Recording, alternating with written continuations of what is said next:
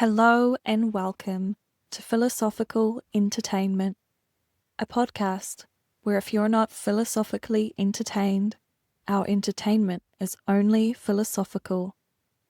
My name is Danni Armstrong. Today on the show we'll be meeting with my friend Michelle. Michelle is another past life regressionist, a Reiki Master, a Reiki teacher, an animal Reiki Master and teacher, and my personal favorite, an animal communicator. Before we meet Michelle, I just want to take a moment to tell you about our sponsors. Today's episode has been made in collaboration with Antara Pathways. This is a federally recognized non-profit dedicated to compassionate guidance, end-of-life support, grief care, and stability services. If you or someone you love is navigating grief or end-of-life concerns, head on over to antarapathways.org to take a look at the amazing services offered. Before we meet with Michelle today, I want to take a moment to share a story of my own. About 6 or 8 months ago, I was doing a late night meditation. This was after a client's past life regression session. I find after these sessions, I often have a lot of excess energy. It's quite normal for me to need to meditate or do something grounding. On this particular evening, I found myself meditating, trying to relax and get ready for bed.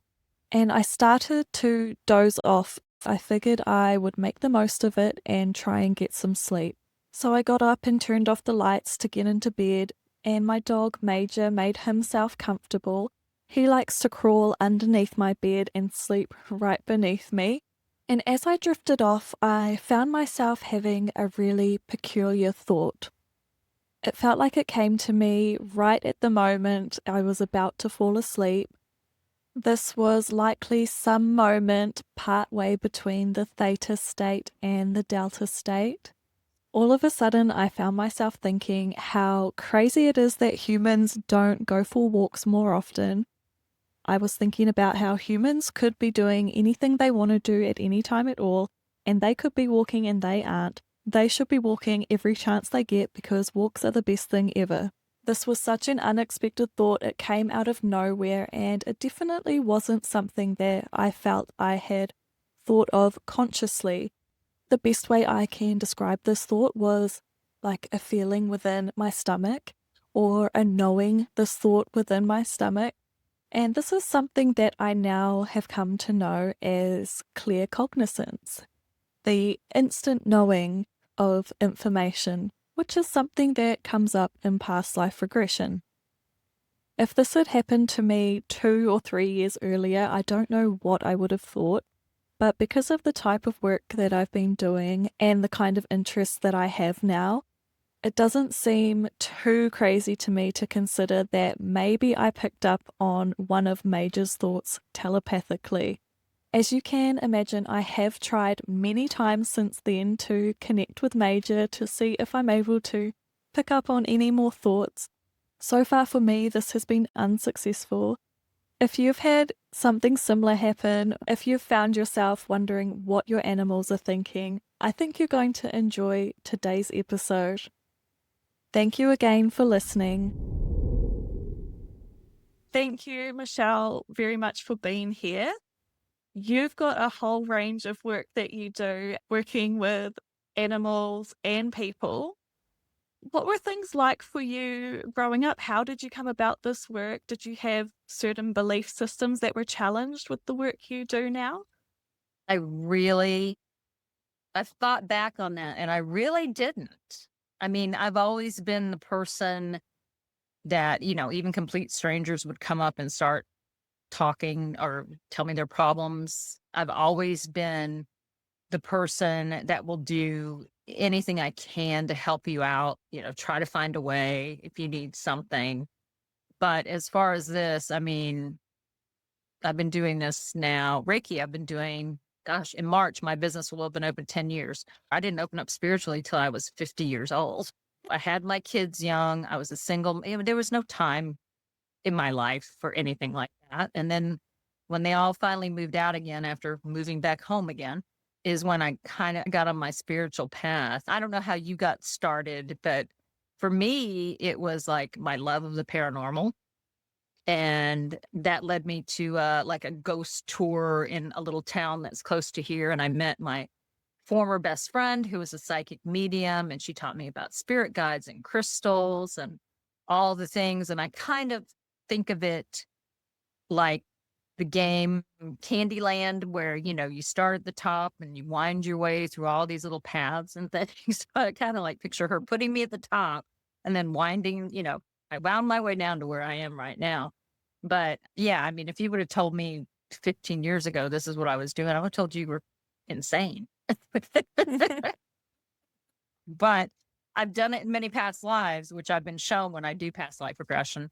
They always show me my life as a healer to remind me that this is really nothing new for my soul to be doing this. But yeah, but the Michelle now was like, really? This is what I'm doing? Okay. Oh, that's incredible.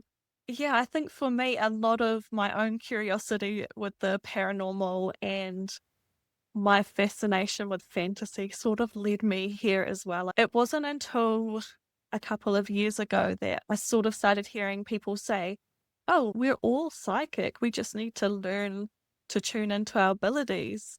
And Yeah. yeah, I found myself going, what? Is this real? I wish I knew this 10 years ago and I would have been practicing, you know? What were your thoughts when you first heard about it and about this idea of energy work? So it's interesting. My very first experience with Reiki happened many years ago. We were in Phoenix, Arizona. My friend and I had gotten like a vacation home for like 10 days. And we went to a spa. I had my eyes closed and I felt like this heat on my head. I thought he had put like a hot cloth on my head. I said, "Did you put a hot cloth?" And he's like, "No, I'm doing Reiki." And then he explained it a little bit, but I mean, that was like in one ear and out the other, but little did I know that this is where I was going to end up at. So that was my very first experience with Reiki. And then we had, it was like a kind of like a pagan tribe that was visiting here that we were doing some stuff with. And the lady did Reiki, and I had, quite the experience with that. And so it's kind of like, oh, I really want to learn, how to do this. And she taught it, but we didn't, for some reason, we didn't mix well. So my friend and I found someone locally here who was very traditional Asui Reiki, to the point of she was still charging $10,000 to be a Reiki master. We had to, we couldn't bring the symbols home. We had to burn them. I mean, it was really, really traditional. And so I did my level 1 and level 2 with her. And then because I don't have $10,000 to become a Reiki master, I went to a second Reiki master and got my advanced Reiki training and my mastery, the Sui mastery through them. So yeah, Reiki was my stepping stone. And then from there, I did that for many years before anything else was put in front of me.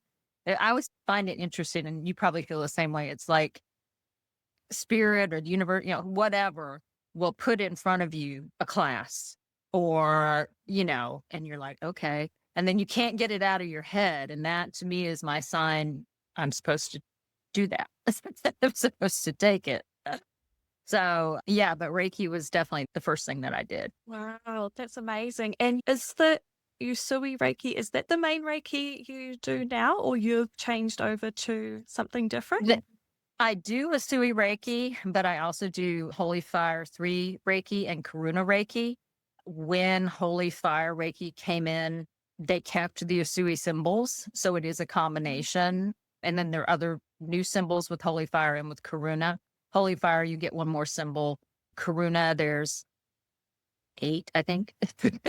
Yeah, 8 more. I have so many symbols in my head between all of this. But I didn't do it for a while. I thought about it and I was like, I'm happy with Asui. But then the more I took classes like animal Reiki classes, and the more I heard about Holy Fire and how it's different. the way you teach it is differently, the way you do attunements and all that kind of stuff is different, then I was like, okay, I think I do need to take this. But it took me a while. I had like a list of things, my priority list, and it had fallen way to the bottom. That just tells me that when I would think about it, it wasn't the right time for it yet, for whatever reason. Or maybe the energy wasn't completely developed yet, because I know they went through stages. There was Holy Fire 1 and then 2, and now we're at 3. So, that could be why. But I experienced it when I took my first animal Reiki class, because animal Reiki is kind of burst out of that Holy Fire energy. And I mean, that was amazing. So that was my first little taste of it. And it is different than the Asui. It really is. So it took me a while. So I stayed traditional for a long time. Our friend Coda, she does the angelic Reiki as well. There's crystal Reiki. There are so many different types of Reiki. How would you explain the difference between these all and how the attunements work? Don't know exactly. I need to ask Claudia about angelic Reiki, because I would like to know what that is. And I know there's shamanic Reiki, and like you said, there's crystal Reiki, and there's all these Reikis. And I don't know the difference because I've never had them. I can tell you with Holy Fire and Karuna both, they come from a higher level of consciousness. We're really working in Holy Fire. We really start working with the brothers and sisters in the light. That's where I began to work with Metatron. He came in and I work with him, and I have some other angels and entities that I don't know who they are yet. I feel them, but they haven't introduced themselves to me yet, but I know that they're there, working with me. Holy Fire Reiki, what I'm finding with it with my clients is it brings up, even if it's like something really traumatic they went through, it brings it up so gently, and then it just releases it. That's one of my clients. She's like, it brought it up and I just saw it go poof and it was gone. I think it's really powerful, yet it's really gentle too. And involved in Holy Fire is we do obviously the traditional, the hand positions and stuff for a sui. We use those symbols also, but then bringing in the Holy Fire energy too. And we call them experiences, which are very healing. So a lot of times before I get to the Reiki part of my sessions, I'll use my intuition to figure out what experience that they might need. It's like a 5-minute guided meditation, but it puts them in such a deep state of relaxation. And then that's when that healing can take place. And so while they're doing when I leave them in silence for the experience, is then I come in and I do the Reiki. And so it all flows together and all works together. So and when I, first learned it, I thought, wow, this is really cool to be able to offer this. And there's so many different types for, there's one that is for, like, say you were a premature baby, or you had problems in the womb, or your parents were having issues while you were in the, stuff like that, for healing, that kind of stuff. So there's some things that are very specific. And then there's one that just kind of scans the timeline in this lifetime and brings up whatever needs to be healed at the time. Amazing. I have come across a lot of these different videos on YouTube for really specific things with Reiki. And yeah, I have wondered how that works. And if we were using Reiki videos, do we still benefit from something even if we don't quite have the right issues or the right problems? Is there still a benefit that we must get from this? And I guess with that as well, with connecting to Reiki energy as a client, I've had times where I may not feel anything, and then I've had other times where I feel like I'm leaving my body. Right. Do you think we're getting a whole lot of benefits no matter how we're connecting with it? I do. I used to believe that, you really couldn't, even though we do have a distance symbol, so we connect energetically with the distance symbol. But like I would see, people doing Reiki online and the attunements, and I'm like, there's no way you have to do it in person and stuff. And then Holy Fire came along during the pandemic, and William Rand, who was the head of the International Center for Reiki Training, received messages guiding him to make it so people could do Reiki sessions online and they could teach because nobody could go anywhere. So I do think so. And I think as far as, I know I've seen the YouTube and TikTok videos and stuff, and, this Reiki is for whatever, prosperity, abundance, or for the heart chakra or whatever it is. And I think it's all about the intent. You're setting the intention for the Reiki energy to be for that purpose. So, and even if I was to set the intent for something like that and someone came along and that's not what they needed, Reiki knows what you need. So that's what's so cool about it. Like, I have a bad knee. I've got really bad arthritis in my knee. And so if my students are working on me, even if somebody's up here at my head, it goes immediately to my knee because it knows that that's what I need. Yeah, it really is amazing. I was quite similar to you. I saw things online during COVID and I thought, oh my gosh, you're so full of it. This cannot work in a video. And then I ended up actually signing up to a Reiki course online. I just thought I'm really interested in reading the material and understanding Reiki. But at one part of the course, we did have to book in for our attunement, and I couldn't get to the next part without booking it. So I thought, okay, well, I'll just book it in and it doesn't matter. It's not going to work. Nothing's going to happen. As soon as I hit the book now button, my body started, it was before I went to bed, and my body started like almost vibrating. I was trying to sleep. It was late at night and I don't know how to explain it. There was stuff happening. It freaked me out to start with, to be honest. I thought, oh my gosh, this is powerful stuff.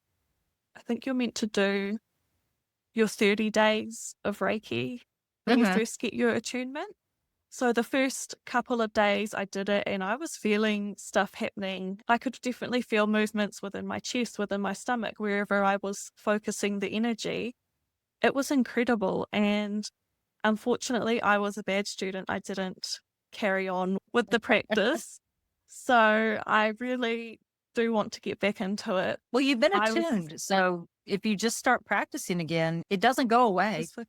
Yes, yeah, exactly. Yeah, even, hit 5 minutes each spot, either in the morning or in the evening. I do mine in the evening just because I like it to relax me and it helps me sleep. So that's when I do my self Reiki, but some people do it first thing in the morning, and that works for them. But yeah, if you just started doing that, Reiki your dog, Reiki the cat, and I think you'll find it's going to come back immediately because it doesn't go anywhere. It just may be a little dormant right now. Yeah. So you should totally do that. But yeah, I find it interesting that my students report to me as soon as they sign up for a Reiki class, they start noticing changes and things start shifting. When you said that, it reminded me of that. It's like the energy knows this is coming. And I think that there's things that we have to do to prepare for it, things that need to heal, things that need to clear out to basically make room. You should definitely start practicing again. Absolutely, I will. I guess that's something else that I've wondered about with the effects of Reiki. It must be really difficult to measure what's working, what's having an effect. I know with Clodagh, she mentioned your session with her and Ralph, and she said she had never seen Ralph like that before. She said he had the Reiki eyes. He was so relaxed. Do some people have more effective Reiki? Is a certain type of Reiki more effective? Is it the length of time someone's practiced? I mean, obviously, if you're practicing more, I don't want to say the stronger it is, the more you practice, the more your intuition grows, I think, when it comes to it. I don't think I could say one Reiki was better than the other. Of course, I don't know about any of the others, but I'm assuming they're just as good. It's all about the one thing is trying to help people and to heal. I've thought about taking some other ones and I'm like, no, I think I'm good.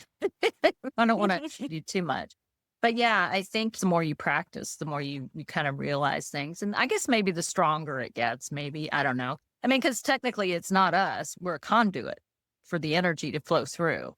So now, are there true healers and stuff like that? Of course, of course there are. And I find myself doing things that aren't part of Reiki that I have been told that I'm bringing up from when I was a healer in a past life that come through. I don't speak light language, but I've started doing it with my hands. So I fully expect at some point I might start speaking it.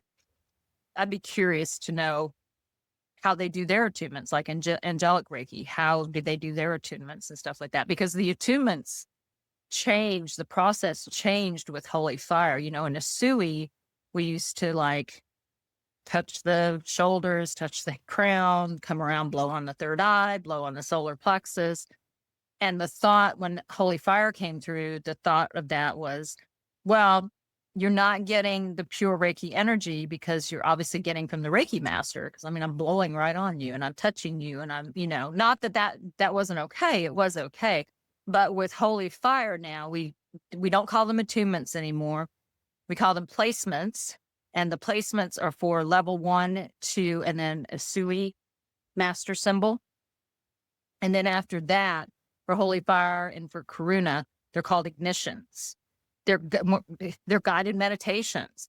And so when I first heard that, and that was when I took my animal Reiki level 1 class, because that was online, I was like, there's no way that this can, she's in Arkansas and I'm here and there's no way, man.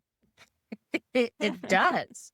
It really does. And so it's a different way. And that way the student is getting nothing but that pure Reiki energy coming into them to attune them. So we don't call them attunements anymore. It's placements and ignition. Do you think that as humans, do we have a natural ability even without the placements? I think so. I think everybody can heal themselves or work on themselves. Like I said, I think Reiki comes just from that higher level of consciousness. But yeah, I think everybody innately, just like you said, everybody has psychic abilities, but people just don't slow down long enough or care to realize that. I think so. And I've had students that before we even do the placements and stuff like that, I have them practice because I want them to feel the difference between after they have their placements and ignitions. Some of them already feel the heat, they feel the buzzing. So yeah. Oh, that's amazing. So through your Reiki work with animals, you found that you started getting messages from them and being able to communicate with them. What was this like? How did this come through to begin with? It was crazy. It was it my level 2? Yeah, because animal Reiki, it's like level 1 is one day and level 2 is the following day. And it was after my placement. Sage, who's one of my Shih Tzus, jumped in my lap and we proceeded to have a conversation right in the middle of class. It was telepathic, but I was like, I raised my hand and I'm like, excuse me. I'm like, I just had a conversation with my dog. And he's like, oh yeah, that happens. That happens. Now I became with my Reiki level 2, not animal, but just Reiki level 2 is when I became clairaudient. And I was able to start hearing spirits and my spirit guide. My mom was actually the first one that I heard. I was baking a cake for my dad for his birthday. It was the year after she passed. And she was lecturing me about I was doing something wrong with the cake. And it was clearly her. It was clearly her voice. And so that's when I realized that I had become clairaudient. So yeah, so when Sage spoke to me, I was like, oh, oh, that was crazy. It increased a little bit. Then when I did my animal Reiki mastery, I was sitting out on the front porch before class, the second day of class. And that's when I had the conversation with the oak tree across the street, which I think you've seen the video with Melvin. And real quick for your listeners, I heard someone say, you trust me, don't you? And I was like, where's that coming from? And he said, it's me, Melvin, the live oak across the street. He's like, I hear you talk to the man talking about my neighbor about cutting me down because we were a little concerned about him. If he goes, he's coming right on top of my house and he's a big tree. And he said, I want to reassure you, my roots run deep and I protect you and you don't have anything to worry about. And I mean, it was just as clear. Are you clairaudient? Do you hear? No, No. if I ever hear anything, I just put it down to insanity at this stage. Well, I mean, but it's like when you heard Major about you do think you're talking to yourself, but you're not. It just Yeah. comes in. It's weird. So yeah, that was my first conversation with a tree, which we say hi to each other every day. But yeah, that started it more. It was still a little sporadic. And then one of the licensed Reiki master teachers with the International Center for Reiki Training developed a course in animal communication for Reiki practitioners. And so I took that. And then when I took that, then I really was able to start, being able to connect and everything. So yeah. But I mean, I'll still walk out in the garden and I'll hear, if I water one plant, the rest of them are like, hey, what about us? Wow. And sometimes you have to shut it off, because if you went out there and you were fully, open, I mean, can you imagine? I mean, I've had birds yell at me. There was a little wren and she used to build her nest up in like my porch. And I was sitting out on the porch one day, it was spring, and she was just like, go away, go away, go away. And I'm like, excuse me. And she said, this is my house. I allow you to build your nest there. And she flew off in a little titter. So yeah, it kind of comes and goes unless I'm focused on doing a session like with Ralph or somebody else. So, but yeah, Wow. it's crazy. The first time I heard about somebody that was able to talk to trees, I thought, okay, they're crazy. And now I find myself thinking that I'm crazy because I can't talk to trees, I can't talk to plants. But I have thought how handy it would be, particularly for people that aren't great with gardening, to just be able to be told by a plant how much water they need. Do they How need much they more need. sun? And I mean, it doesn't necessarily mean that you need to hear like I do, the clairaudient. I mean, there's so many different clairs. So you could spend time with the tree and ask it questions, and it may just be like a knowing, or it may show you something instead. It may be through clairvoyance instead or something like that. So there's all kinds of, it could be smell. And when I took that animal communication class, I didn't realize just how many clairs there are. I just always thought clairvoyance, clairaudient, but there's so many. When you are communicating with animals and plants and trees, do you know what part of their consciousness you're connecting to? Do they seem to be consciously aware of the conversation, or is it more of a higher level that you seem to connect with? So far, I believe it's their consciousness. Maybe when it's an animal that's crossed over, it may be a little higher level because they've crossed over. But yeah, if they're here, there's, I mean, cats are hysterical. Cats are always very interesting to speak with. And for me, for the process, and I don't think this is everybody, I am put in my mind's eye, I'm put in like an empty room, and then I call the animal in, and I always make note, because I do this through automatic writing is the way I do it. That seems to be the best way for me to do it. And so I'll call the animal in and I pay attention to how, like some dogs just run in and they sit at your feet and they're like, yeah, what, what do you want? And cats are usually like, what? And so I introduce myself to them. I tell them, I can hear them. I can see if they want to show me something, and that, mom or dad has some questions for them, what they'd like to speak with me.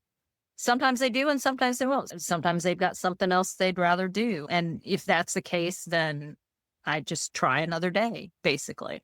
There's only one animal that I have yet to speak with me, and that's a snake named Mango, and she just will not talk to me. And I don't know if she's ever going to speak to me or not. So once they come in, and if they agree, because it's always left up to them, just like animal Reiki, we never force anything. If an animal doesn't want to take the energy, then, we don't do it. So once I come in, if they agree to it, then I make a connection through the heart chakra. And to me, it looks like, do you remember Care Bears? Am I dating myself? Okay. You remember No, how they have like the rainbows? And that's what it looks like. It's like, shoo. So our chakras connect. And then we have the conversation. And it's usually best, I like to tell people, give me a couple questions that you want to ask just to kind of get the conversation flowing. And then usually they'll tell me whatever else they have, on their minds. wow, that is amazing. So you see for animals that maybe have certain behavioral issues or things like that, do you ever see changes in behavior once they maybe understand, I don't know, that something is for their own good? Your I mum's have. not doing this to hurt you. You actually do need a Yeah. bath sometimes. I have a friend that had a dog that, I can't remember what it was exactly, but they were rushing her in the mornings and she needed time to be able to go outside and stuff like that. And once she told me that, sometimes it's the human that will change their behavior. Mm. And then that influences the animal too. So by me letting them know how she felt about certain things that they were doing, they took that in consideration and then it was a lot better for her. So yeah, I did communicate with this dog, a dog that was very reactive, like in the car, barking at everything and stuff like that. And her mom wanted to take her to training, but she couldn't take her to training because she barked at all the other dogs and stuff like that. So we worked on that and she did get better. And she texted me, I think it was like last month, she texted me, she's like, I'm able to, she started doggy train, puppy training or whatever now. So it did help. And sometimes you have to get to, especially if they're like a rescue, like with Ralph, he was a street dog in Cyprus and has a lot of basically PTSD stuff that he gets triggered real easy about. So, she didn't know that until I was able to talk to him and find that out. So where we go from now is, just doing animal Reiki with him. And then I'll check in with him and see if he wants to talk, if there's anything else he needs. With things such as big changes that may be coming up in someone's life, say they are about to move house, that can be quite traumatic for animals. With my own cats and my dog Major, I tried to prepare them for it by just telling them nearly every day up until we moved, things are going to be put in different places, they're going to be put in boxes, and we're going to move to a new house. But don't worry, you're coming with me. And I just tried to tell them what was going on. Mhm. And I have one cat in particular who I thought was going to be just mortified by this whole move. And I thought I'm probably going to have to keep her in the house for maybe up to three months is honestly what I was thinking. I was able to let them out on the second day that we moved here. They were so calm, so relaxed, and I was just amazed. Do you think that even though I don't consider myself an animal communicator, was that helpful for them? It was reassuring to them. So they didn't have all that stress and anxiety. And, you basically gave them the steps. Okay, there's going to be a bunch of boxes. We're packing stuff up, but it's just because we're moving to a new house. And yes, you're coming with me. Saying that, I think, is a huge thing, because if you hadn't said that, they probably would have worried, are Mm. we going to be left behind? And they're so afraid of being separated from, or being left, especially if it's a rescue. But yeah, you did a good job. You did a good job by doing. So they are to some level still able to understand the intention of what we're saying? Yep. Ah, that's fantastic. They are. Okay. They're smarter than you think.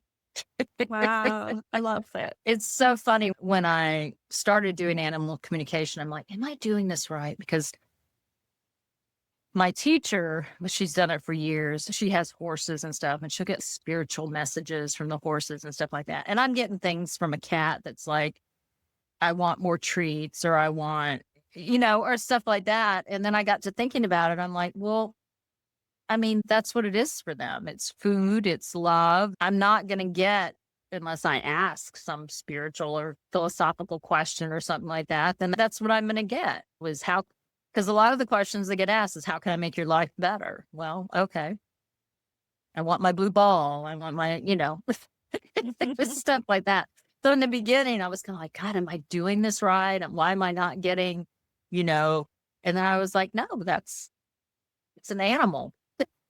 That's what they think about, or that's what they want, or whatever. So, yeah. So, for someone who may be listening who is maybe they've had experiences where they've felt they've connected to an animal, they might want to work on it more, or maybe this is totally new for them and they just want to give it a go. What kind of advice do you have for somebody wanting to connect with their animals? I mean, I would just, of course, I've done it through a class, but I would just listen, sit quietly, ask the question, and see if you get any kind of response, whether clairaudient or whether you see something or it's just a knowing or something like that. And yeah, I would just try to do that. Now, I will tell you that our own animals are oftentimes the hardest ones to communicate with. I have a friend who is an animal communicator that reached out to me. She's like, I cannot get this cat to talk to me, her cat, but the cat talked to me. So one of mine wasn't eating for some reason. And I had to reach out to her. I'm like, will you please talk to Jasper because he's not talking to me. So, and I think it's because we're too close. So you may find that too. You may not get anything because we're so close to them. I remember my teacher said that. She's like, your animals are the hardest, personally, are the hardest ones to speak with. Wow. So, Okay. yeah. But that doesn't mean they shouldn't try. That's really reassuring because I imagine a lot of people must feel that frustration. So you are also teaching Reiki both for people and for animals, animal Reiki and human Reiki. Yes. Can you talk a little bit about that? What sort of classes do you have? Do you offer the entire range, all levels? I do. I offer all the way from Reiki level 1 and 2 up to Karuna. So it would be, if you had no Reiki, you would start off with level 1 and level 2, which is the Asui traditional. And then you would do Asui Holy Fire Mastery, where in that one, you get the Asui Master symbol. And then you get the Holy Fire symbol and you learn more about Holy Fire and that kind of stuff. And then from there, the next level is to go to Karuna. Animal Reiki, anyone that's a level 2 practitioner or higher can take Animal Reiki. It can also be from any lineage too. And with Animal Reiki, with between level 2 and mastery, there's a waiting period, obviously. It's supposed to be 6 months. Sometimes if I know my students have really been practicing on themselves and practicing on others, I'll let them go a little bit earlier than that. But with Animal Reiki, you can take Animal Reiki 1 and 2 one weekend. And if you wanted to do Animal Reiki Mastery the next weekend, that's fine. So there's no waiting period in between that. But yeah, I do teach them all. I'm actually just waiting for my animal communication teacher to get the manual done. So I'm hoping this year to be able to teach animal communication for Reiki practitioners. So I'm really excited about that. I keep bugging her. I'm like, Pam, when's it going to be done? Because I'm really excited about teaching that. And then that would be level 1, level 2, level 3 is considered like you would be a professional animal communicator. And then eventually I'll be teaching how to teach it for others too. So like a master teacher class. So I'm really excited about offering that. Like I said, it's going to be for Reiki practitioners. I know there are a lot of people that would like to take animal communication, but this one is for Reiki practitioners because it is connected, especially with the symbols, it is connected to Reiki energy. So people wanting to learn Reiki, they don't always have to have the intention of learning it to become a Reiki practitioner. I see that people use Reiki for all kinds of things. On their food, on their drink. I saw a video the other day and I couldn't work out if it was someone taking the piss. There was a girl who was doing Reiki on her boyfriend's car so that they wouldn't break down. Done that. Done that. We were, it was like a hot, because I'm in Florida. It was a hot summer day. And my friend and I, and she was also a Reiki practitioner, and we were coming back from the store and my car started to like die. And I'm like, and so we're like drawing the symbols on the dashboard and we're like giving it, and we made it home. And I'm not the only one that has, I've talked to other people that have done that too. And there's so many things you can do. Like, yes, you can Reiki your food. And the way I think about that, especially if you're, out to eat, think about if the chef's having a bad day, then that energy is going into your food. And it's kind of almost like saying a prayer over your food, basically. But you're putting that, the good energy in there. So yeah, there's food, Reiki in your plants, protection, I'm down here with hurricanes and stuff like that. My neighbors, they're used to me now. But, if a hurricane's coming, I'm out in the yard drawing Reiki symbols like this, just putting a huge protection bubble over the whole block. And they have gotten to the point now, they're like, is the protection bubble up? Like, yes, it is. And we had a couple years ago, the most bizarre thing, which we had tornadoes come right through town. And I'm downtown, I'm in the capital of Florida. And I heard it, above. And what it did is it jumped up and went back up as it went over our block, and then the block over, it came down. And I checked in with my spirit guide. I'm like, is that the protection bubble? He's like, that protection bubble held. And I'm like, goodness. So yeah, you can use it for protection. Like you said, your car, there's just so much that you can use it. So yeah, that's not crazy. I've done it. Wow, that's amazing. When I saw the video, I thought, is this real? Is this a thing? And I thought, you know what? It doesn't matter because it is really entertaining, but it's still putting it out there for people being like, hey, Reiki is a thing. And I love when people are talking about this stuff. So I thought it was great. And they're talking about it more too, which is wonderful. So part of what you do with some of your students that I absolutely love is I've seen that you go to a few animal rescues and you're taking them out there to use their Reiki, practice their Reiki on some animals that have gone through a lot of stuff. First of all, the first animal Reiki class that I taught in person, because I teach all my classes online. So if anybody's interested in taking a class, I do teach them online. But in person, I took them out to a friend of mine who has rescue pigs, and they had so much fun. I mean, yeah, we could sit here and we could work on my dogs, which, okay. But it's more fun to go someplace like a rescue or work with rescue animals. At the time, my friend who owns it had just adopted or rescued a 400-pound pig named Diesel, who was the sweetest pig in the world. And then she's got like 6 other pigs.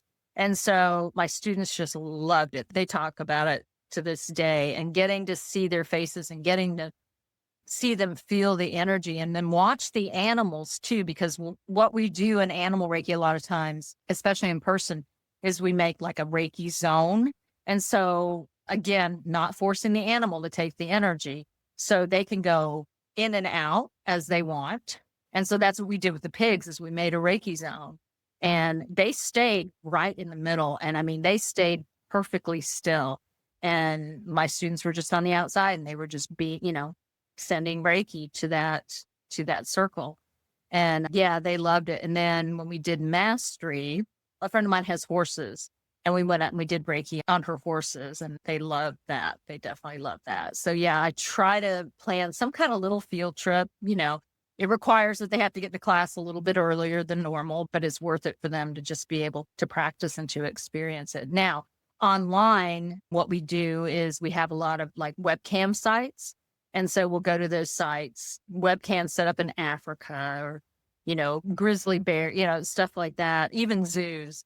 And so I'll have them do distance animal Reiki on that. And we've gotten some good results with that. I remember one time it was in Africa, and it was a watering hole, and it was night, and giraffes came over, and they like came right to the camera. I mean, there was no doubt that the energy was getting through to them. So we try to do that. It's not as fun as going someplace real, but I try to do something anyway. That's amazing. I had not even considered the animal cameras that are set up. That is such a creative idea. And I just think that it's so nice to be able to give back in the work that we're doing. So I think that's incredible work. And Um, now I'm doing work with the animal rescue that she opened up. I explained to her what I did, and she allows me to come down there and work on the horses. I'm really working with horses a lot, which I love, which I found very interesting since we're going into the year of the fire horse. I'm like, this is kind of interesting. Horse energy is just, I just love it. It's almost like my therapy when I go down there. and part of your one of the animal Reiki training that you do includes some placements for animals as well. Is that right? So my dogs are attuned to Reiki basically because when I was getting my placements and my ignitions, they were right there in my lap. And so they were getting the energy too. You can attune or give a placement to your animal yourself. You have to obviously have the little meditation thing to do it. But yeah, you can do that. Or you can, if you're just an Asui, you could do it that way, just using the master symbol and stuff like that. It's so interesting because right after Jasper, he's my youngest Shih Tzu, I had class that weekend and he was attuned. I have some clients that like the dogs to be out. They consider that part of their Reiki therapy. One of them, she always puts him up on the table and he's always like wagging his tail and wants to be pet. I put him up on the table and I could see the shift in his energy. He was so serious and he sat on her chest and he put his nose right up like over here to her mouth. Come to find out she had just had dental surgery and he was giving her Reiki. I have no doubt he was giving her Reiki. So, because his whole Wow. demeanor just shifted. And yeah, so you can definitely do that. Yeah. Wow, that's incredible. As they're just walking around in day-to-day life, do you feel that there's still things happening with the people they're encountering, or do you feel that when they are using their attunements, it is more of a conscious interaction like that? I don't see them. Of course, there's not a whole, when I have clients, they're locked away. So, except for the few, I mean, they don't have a whole lot of interaction with people. So I don't know really, if they do. I don't know if he was just, like I said, it had just been a couple days since had his attunement. Now I put him up there on her chest and he's still, he's like all about being pet again. So I don't know if it was a one-off. I do know when I take classes and stuff and I'm getting because I've retook a couple of classes. And so if I'm getting my ignitions or my placements, he's in my lap immediately. Sage did the same thing too. So, but they don't really have an opportunity to do anything, maybe if I worked with them more and, had that as part, maybe, which I've never really thought about doing, maybe they would be. I don't know.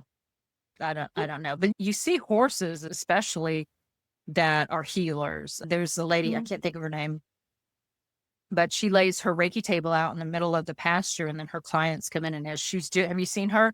She's doing Yeah, I think Reiki. so. The horses come right up and they do the same thing. They put their snouts on, wherever the healing needs to take place. So then that's what it reminded me of when he did that. And that's kind of, I was like, he's doing Reiki or he's doing Mm. healing. So yeah, but then I don't really have a whole lot of contact with people except mom.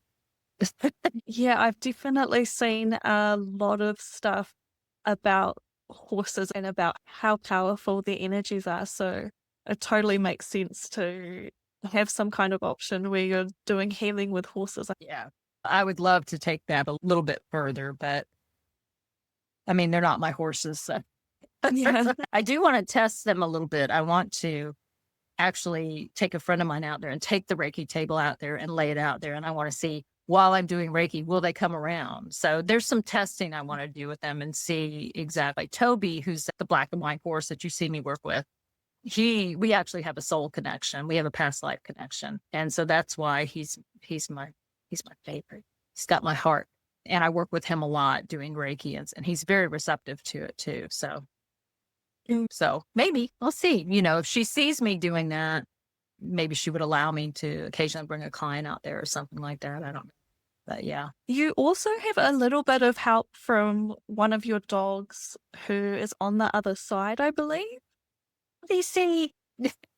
And yeah, CC was my little Shih Tzu. I had to put her down, and she let herself be known in my level 2 placement for animal Reiki, that she was there on the other side. And so now when I work with communicating with animals that have crossed over the Rainbow Bridge,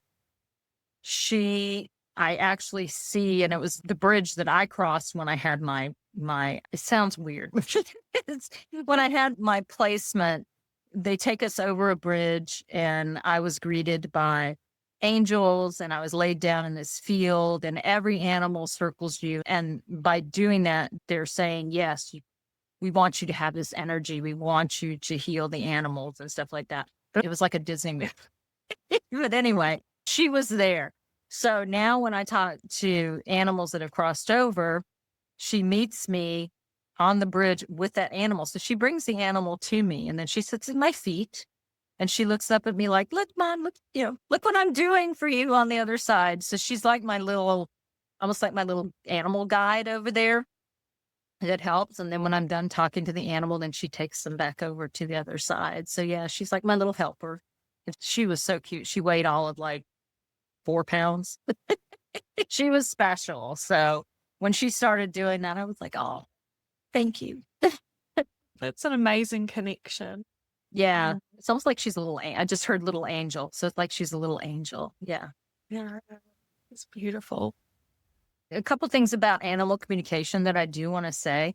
A lot of times, if you have a rescue dog or a rescue pet, a lot of times moms and dads want to know what happened to you before I got you, kind of thing.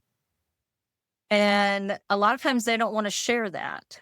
I've had some that have, but a lot of times they don't want to because they're concerned about mom and dad, because they know that you'll feel bad. You'll feel guilty. Of course, there's nothing you could have done because you weren't there, but they're so concerned about us and about our feelings, and about, even when they're passing, I had a cat that I was talking to, a friend of mine reached out, and she's like, I think that Mocha, is probably getting ready to pass. Will you talk to her?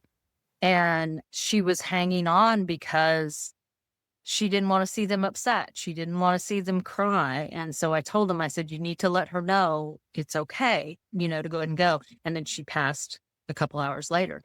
So when it comes to stuff about, I'll ask, but we may not get an answer, because I've had a dog that was like, nope, only happy stuff, and refused to tell me anything about that. So I think that's so sweet, how much they care for us and don't want us to be hurt or crying or worried about something that we had no control over because we weren't there. That's beautiful. I love animals, and I'm like, hearing that, I just think we don't deserve their No. meat. One thing I touched on before we started was the question of whether you find that animals, dogs in particular, do they want the TV on? Do they want to hear someone talking when we've left the house? I heard this on the radio a few weeks ago, and I thought, okay, this is an interesting debate. I think so, especially if a dog has separation anxiety. I think it helps. I've found some that I've talked to that are like really worried about, mom coming home, and that it does help to leave that on. As we discussed too, it also helps to say, hey, I'll be, I'm just running to the store. I'll be right. I even do it if I'm running out the door to the mailbox. I'm like, just checking the mail. I'll be right back, kind of thing. Any kind of reassurance that you can give them that you're going to, that you're going to be back helps. And yeah, just having a sound. I know I've discovered on YouTube, there's like a dog channel or something for your dog and it's like 8 hours long or something. And I guess it starts back over again. So yeah, any kind of noise, I leave the TV on for mine, or I put music on or something like that, just because I kind of feel like they need something, whether it's to block out what's outside or, just to feel comfortable. So yeah, I would. Absolutely. I have subscribed to, I think it's called Musical Pause for Major when I'm gone. Oh, I love it. Cats, they Um, don't care. I'm not surprised. Cats do not care. You mentioned having a past life with Toby. So Mhm. I know you through past life regression. How did you get into past life regression? What drew you to explore that? It popped up on Instagram and I saw it and I couldn't get it out of my head. And so I checked in with Spirit and I was like, am I supposed to do this? And they're like, yeah. And then I was like, well, what does that have to do with Reiki and being a healer? And they're like, you'll understand. And I was like, okay. And I was like, you're gonna provide the money for this, right? And they're like, yeah, don't worry about it. Which they always do somehow. So I took the class. It wasn't Myra's class. Did you take with Myra? So I did my training with Myra and Scott. So Scott, I did it with Scott, but it was somebody else that was teaching with him at the time. So I didn't have Myra, but I had Scott. And so, yeah, I took the class and I was like, wow, this is really cool. And yeah, apparently, like I said, Reiki has been the stepping stone to whether it's working with animals or past life regression, or, I do crystal healing too. That's connected to Reiki energy also. So it's like, yeah, it's like I started here and now I'm finding all these other things. So that's how I just came across an acquaintance posted that she had just done the class. And I was like, oh, this is kind of interesting. I might like to do this. And yeah, that's how I started. Oh, that's amazing. Did you have much of an awareness of your own past lives through Reiki or through your connection with your guides before learning past life regression? Only being told that I'd been a healer in many lives. I had tried past life regression several times and never got anywhere. I mean, I would be so frustrated because it's like all I see is purple. All I see is purple and couldn't go anywhere. And then there's a little town here in Florida called Casadega, and it's like a spiritualist camp, but it's full of psychics and healers and stuff like that. And I went down there and I found he's a shaman, and he's the first one that actually got me there. And I think I saw 4 past lives during that session. And so that was the first time that I had ever, other than being told by, my spirit guide that I've been a healer in a lot of past lives. So, and then when we practiced in class, then I saw my life as I don't know if it was a native, it was some kind of Indian whose grandfather was like the medicine man. And then when he passed, they honored me by taking that position. And then I saw myself how I died. I had like a big bear claw. I was laid out and I had gotten attacked by a bear. But the reason I was shown that is because of my doubt, because I still have a little bit of doubt about it. Not so much anymore back then I did. And so spirit, and they're like, look, you've done this before. You've done this before. Stop it.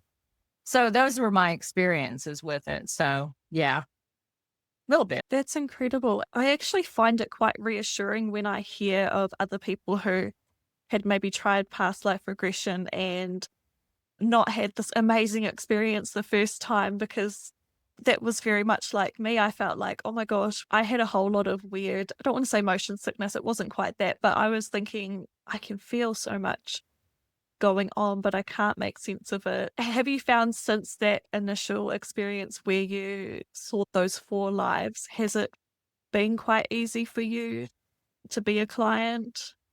It has. In fact, the last time that I did it was I had this unknown reason that I was afraid to ride in cars with people, to the point where if we were going to take a trip or something like that, even 6 months out, I would almost be at panic attack level about it.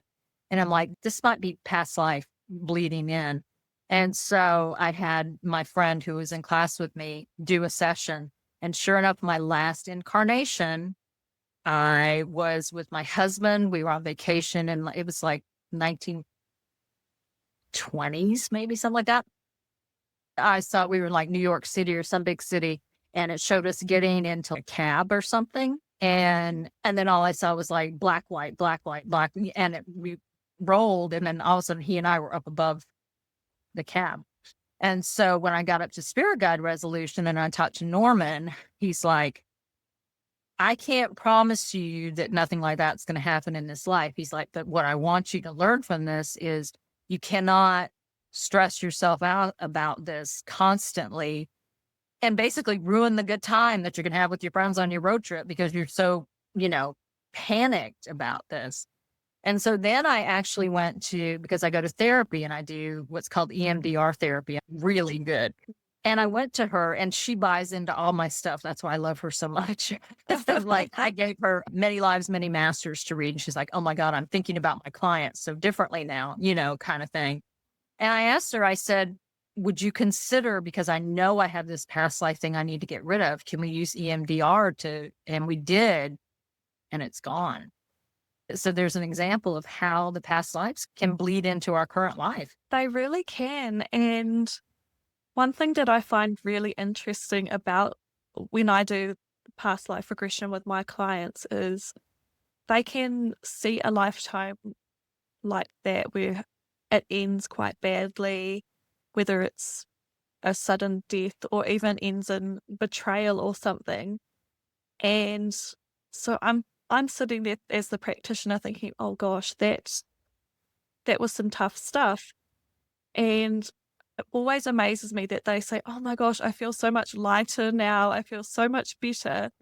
And it took me a while to actually understand that it's just that somehow they're able to release the emotions or release the energy and realize that this anxiety I had about this was not my own, or it was not from this life. Because I initially thought, if anything, wouldn't that make you even more afraid to trust someone, even more afraid to get into a vehicle? It does the complete opposite for so many people.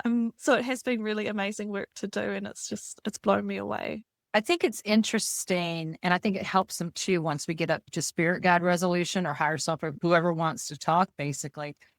And they find out, I don't know about your sessions, but mine in particular are definitely they're always shown a life that has to do with the current life. And then as I'm sitting there as the guide, as the practitioner, I'm trying to think, okay, what does this have to do with their current life? And sometimes I can nail it. And other times I'm like, oh, okay. But I think it helps them to explain, like for my daughter, for example, her past life, when we did her past life, that was insane. That's one that I'm like, wow. She was a young man in Georgia who was crazy in love with this girl, and they were going to get married. They've been together since they were kids. Long story short, he couldn't get out of work. He was supposed to meet her at the lake. She slipped, she fell, she drowned, and he ended up committing suicide. He ended up killing himself. And then when we got up to spirit guide resolution, which I know her spirit guide, I talked to her spirit guide a lot. She's got a lot going on. I'm like, please, somebody talk to me about this. But when we got up and talked to her spirit guide, it had to do with how in many past lives she has not found, true love, or she's lost true love. It was something like that. But it really made her stop and think, about a lot of stuff. And it did help her. Plus her soulmate hijacked the thing, the conversation too. We got to talk to him for a while, and it was a crazy session. It was a crazy session. But yeah, I think getting up there and being able to talk to your spirit guide and stuff, that helps a lot too. And that's fascinating. I don't know about you, but I mean, they channel them, voices change, the way they speak changes. I'm like, this like a real deep voice all of a sudden. I'm like, oh my God, it's so cool. Yes, it blows me away that it paints such a picture for you when the voices change. You realize, oh, this is a spirit guide who's presenting themselves as a young child, or, oh, this is a wise old man. And you could be talking to a 25-year-old woman, but it's amazing. Yeah. And they speak in the third person. She needs to do this, or she, this was about this for her, or whatever. That's how I know that this is a spirit guide, definitely coming through. Some of them you can it's like pulling teeth to get any answers. It would be like a 1-word response, and you're like, can you give me more? And some of them are so chatty and they're funny and they'll talk about anything. I love that part of it. It's amazing to me. Yeah. I do notice a lot of them have a lot of attitude. They'll say, "Oh, we get so sick of telling her she just needs to love herself. She does this every lifetime." It's so funny. I love it. I absolutely love it. Huh? With the work that you do, you've got such a strong connection with animals. And I thought it was really funny this morning when I saw your post about your client seeing herself as a bunny rabbit. Yeah. I haven't had any clients yet who have seen past lives as animals, but do you notice themes in the work you do with past life regression, either dropping into a lot of animal lifetimes or even clients' pets being relevant in the past life itself that they're seeing? The bunny, that's the first client I've ever had that had an animal life. That she was my very first one, which I thought was really cool. I mean, besides me and Toby, there may have been a client that recognized their dog as their dog now. I mean, I fully believe that, yeah, they're part of our like little soul family or soul group or whatever. But no, just besides the bunny rabbit and that one client, and then me, knowing about Toby, the horse, that's the only ones I've come in contact with so far. Do you find it difficult to stay grounded with all the work that you're doing? You're going in and out of so many different modalities. Do you have advice for people needing to ground? It's the social media part that keeps me crazy. Yeah, I mean, there are times when I just need to shut down. I just need to stop and take a couple days off and watch a movie, and just do nothing but watch movies or something like, or go outside or go to the beach or go down to the animal rescue is usually what I do, because it does become a lot, because I do offer, so many different things and stuff. So yeah, there are times when I have to just step back basically. And sometimes it's been for a couple days, and there's sometimes where I've like needed longer than that. But yeah, I do. I do. And when you feel like that, whether it's burnout or whatever it is, then it's very important to just step away. Just step away and ground, go sit under a tree or, whatever it is that you like to do to get away. Absolutely. Self-care is so important. Mhm. This client who saw themselves as the bunny rabbit, that was in a group past life regression, wasn't it? Are Yeah, these sessions that you will be doing regularly? they are. Yes, I'm going to, I didn't offer one this month online, but I have one in person that I'm doing locally, that I'm actually, a friend of mine that's a sound healer. We're actually going to incorporate a sound bath to kind of integrate them back in. But I do want to try to offer like once a month online if I can, with the group. When we're doing one-on-one, we're having that dialogue back and forth. With the group, you have to keep your thoughts in your head when I'm asking the questions and stuff. So I kind of tell people, it's like, if you've ever wondered about doing past life regression, it's a good way to start, because you kind of just get little glimpses of past lives, but we don't go as deep as if we were doing the one-on-one kind of thing. But we still go through the life, see how you died, what you do after you died. We do go up and open the door for them to speak with ancestors or spirit guides or their higher self. So they still get a little bit of that. But yeah, it's interesting because I've done group past life regression at a couple of places around town that weren't like real quiet, and people have had, they still get there, but a couple of those people did the online and they preferred it because you're at home, you're in your own space, it's quiet. So I think that's why I'm going to start doing them more online.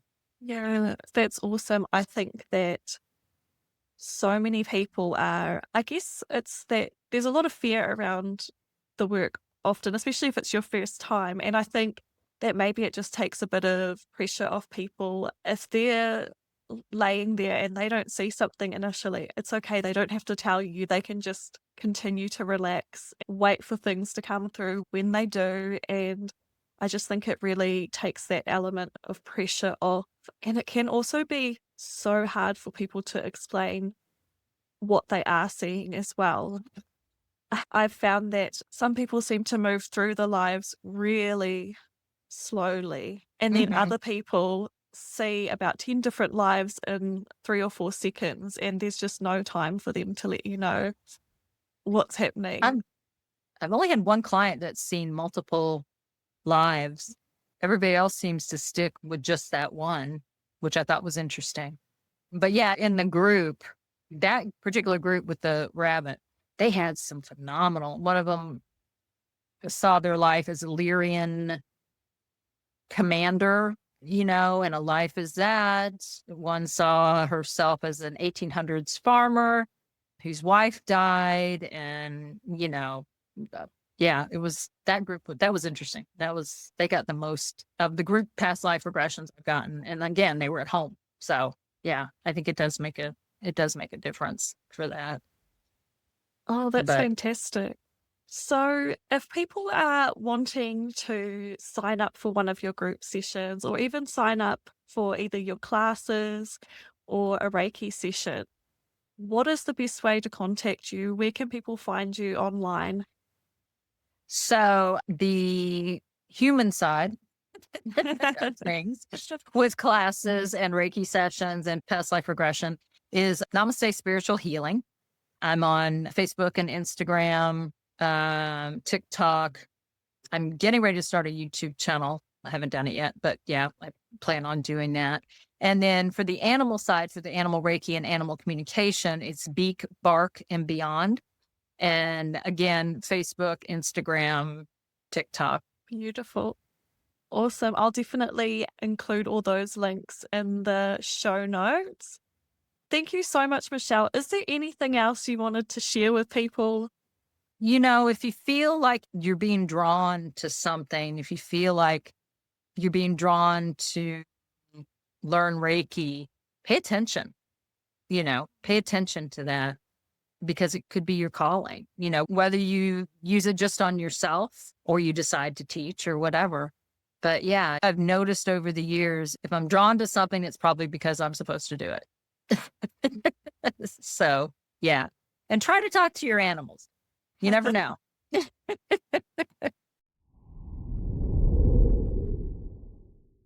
I hope you enjoyed hearing from Michelle as much as I did. Michelle has a really fun social media segment called Tales from the Rocking Chair. This is where she will share the experiences she has with animal communication. So if you love hearing these amazing stories, I highly recommend you give her a follow at Beak, Bark and Beyond. If you have any questions about animal communication or Reiki, I know she would love to hear from you. Thank you again for staying curious and open-minded. I have some more really fun interviews coming up. One interview in particular I think will help a lot of people understand the massive changes we're seeing in the world lately. So I really hope that you will join me again for that. Take care of yourself, and until next time, don't forget to love without delay.